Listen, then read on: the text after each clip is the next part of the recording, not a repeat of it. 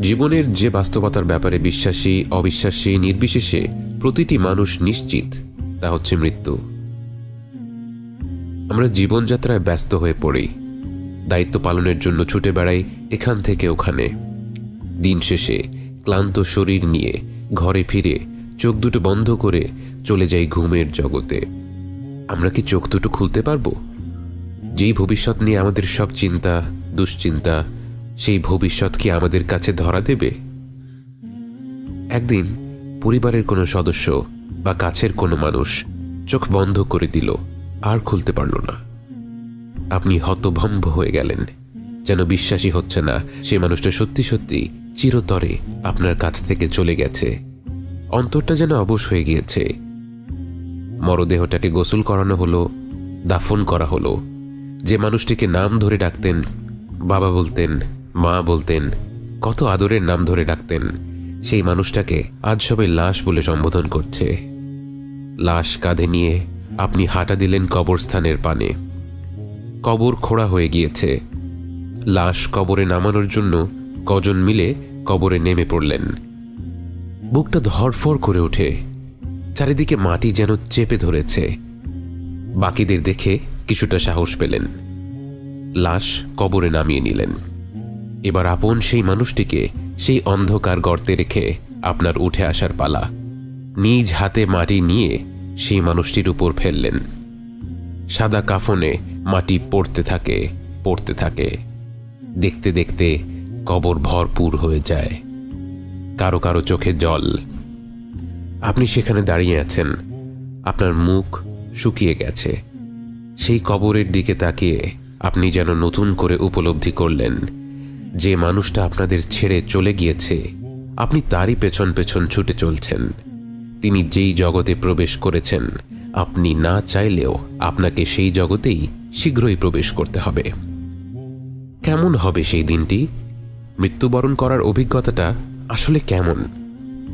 আল্লাহর অশেষ রহমত নিশ্চিত এই গন্তব্যের চিত্রটি তিনি তার রাসূল সাল্লাল্লাহু আলাইহি ওয়াসাল্লামের মাধ্যমে আমাদের জানিয়ে দিয়েছেন, যেন আমরা সেই দিনটির জন্য প্রস্তুতি নিতে পারি। বছর খানেক পার হয়ে গেল। আপনি শুয়ে আছেন হাসপাতালের বিছানায়। আপনার শ্বাস দুর্বল হয়ে আসছে। আপনার মনে পড়ছে ছোটবেলার নানা স্মৃতি, মনে পড়ছে অর্জনগুলো, মনে পড়ছে ভুলগুলো, আর অনেক বেশি আফসোস হচ্ছে যে সময়টুকু অপচয় করেছিলেন তার জন্য। যতটুকু সময় বাকি আছে তা অপচয় করা যাবে না। নিঃশব্দে ঠোঁট নেড়ে আপনি স্মরণ করলেন, লা ইলাহা ইল্লাল্লাহ মুহাম্মাদুর রাসূলুল্লাহ। অন্তরে আপনি জিকির করতে থাকলেন। চোখ দুটো ঘোলা হয়ে আসছে। সামনে দাঁড়িয়ে থাকা কাছের মানুষগুলো ছোটাছুটি করছে, কিন্তু আপনি তাদের স্পষ্ট দেখতে পারছেন না। বরং চোখের কোণে এক অদ্ভুত আলো ধীরে ধীরে পরিষ্কার হতে লাগলো। কি সুন্দর সেই আলো, মনোরম, চোখ জুড়িয়ে যাচ্ছে। এই আলো ওরা আগে জ্বেলে দিল না কেন? ধীরে ধীরে আপনার নাকে ভেসে আসলো এক নতুন ঘ্রাণ। এটা কি ফুলের ঘ্রাণ, নাকি কোনো সুগন্ধি? এক অদ্ভুত ভালো লাগা আপনার মধ্যে ছড়িয়ে পড়ছে এবং আপনার সব শারীরিক কষ্ট দূর হয়ে যাচ্ছে। এরপর আপনাকে পুরোপুরি চমকে দিয়ে একদল মানুষ আপনার দিকে ভেসে আসে। কিন্তু কই, ওরা তো মানুষ না। তাদের মুখগুলো এত উজ্জ্বল যেন সূর্যকেও হার মানায়। আপনার মনে পড়ে গেল রাসূল সাল্লাল্লাহু আলাইহি ওয়াসাল্লামের সেই হাদিস, এবং আপনি বুঝতে পারলেন এরাই হচ্ছে সেই ফেরেশতাদের দল যারা আপনাকে আপনার নতুন জগতে স্বাগত জানাতে এসেছে। কিছুক্ষণের মধ্যেই যেন পুরো ঘরটা ফেরেশতার নূর দিয়ে ভরে গেল। আপনি যেদিকেই তাকাচ্ছেন শুধু অগণিত ফেরেশতা ছাড়া আর কিছুই দেখতে পাচ্ছেন না।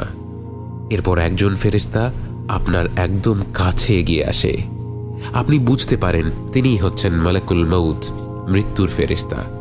তিনি আপনার মাথার কাছে এসে অত্যন্ত শ্রদ্ধা ভরা কণ্ঠে বলেন, হে পবিত্র আত্মা, আল্লাহর ক্ষমার জগতে, আল্লাহর সন্তুষ্টির জগতে বেরিয়ে আসো। আপনি যেন এই আহ্বানের অপেক্ষাই করছিলেন জন্ম থেকে। আপনি এত দ্রুত, এত সহজে দেহ থেকে বেরিয়ে এলেন যেন এক পাত্র থেকে আরেকটি পাত্রে পানি ঢালা হলো। এবং ফেরেশতাদের উচ্ছ্বাস দেখে আপনার মনে পড়ে গেল আপনার সন্তান জন্ম হওয়ার সময়টির কথা। যখন শিশুটি জন্ম নিয়েছিল, প্রতিটি মানুষের চোখ মুখ ভরা ছিল উচ্ছ্বাস আর ভালোবাসা। সবাই তাকে কোলে নেওয়ার জন্য ব্যস্ত হয়ে গিয়েছিল। আজ আপনি যখন আপনার দেহ থেকে বেরিয়ে এলেন, সব ফেরেশতারা যেন ঠিক সেরকমই উচ্ছ্বাসিত। আপনাকে কোলে নেওয়ার জন্য তারা প্রতিযোগিতা করতে লাগলো। তারা আপনাকে এক স্বর্গীয় কাপড়ে আবরণ করে অপূর্ব সুন্দর সুগন্ধি লাগিয়ে দিয়ে আপনাকে নিয়ে চলল আসমানের পানে। আপনি যেন আলোর বেগে আকাশ পাড়ি দিতে লাগলেন। আপনাকে ঘিরে রয়েছে অগণিত ফেরেশতা।